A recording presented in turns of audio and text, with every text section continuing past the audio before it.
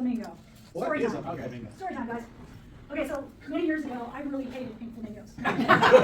What did they Not do? the birds, not the birds, but the plastic lawn things. Oh, yes. Loathed and despised them, saw no use for them, thought they're happiest thing on the face of the planet. Well, I came home from school one day, and there were 20 of them in my yard. And I Fake ones thought, or real? no, The plastic. those things. 20 of them all over my yard. And you've been to my house, you know I have a fairly small yard, so there was a lot. And I thought to myself, who could have done this? There's only two people that have a key to my gate. One is my dad, the other is a friend of mine. And I thought, I ruled out my dad immediately, of course. And I confronted my friend and my niece who would have been in on it. And I said, did you do this? And they were both, no, we didn't do it. We didn't do it. Now my niece, I can tell when she's not telling the truth. She was telling the truth. My other friend, she has a good poker face. So I kind of let it go and I thought, all right, forget it. So I go to school my school the next week. And there are now 3 more in my classroom. Now I'm really confused because this is a new school. Nobody knows me. Nobody knows anything about me. How did these flamingos get into my classroom? So I had a friend of mine who called him Bradstrom, that was his last name.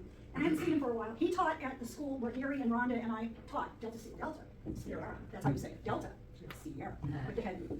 And so Bradstrom calls me and says, I haven't seen you in a while. Let's get together. I said, okay.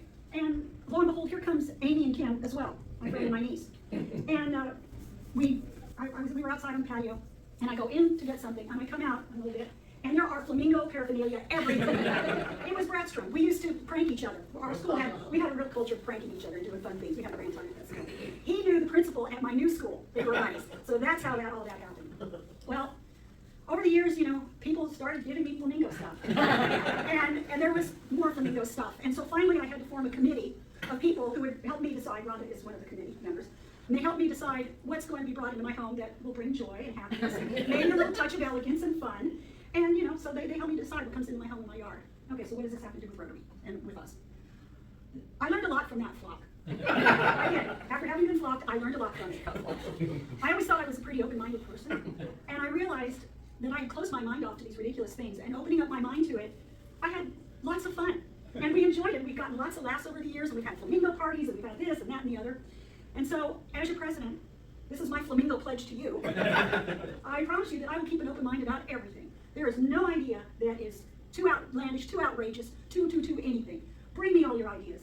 And you are all on the committee. We will decide together what we bring into our Rotary home that will bring us joy and happiness, a little touch of elegance, and a whole lot of fun. So let's have a great Rotary Flamingo year.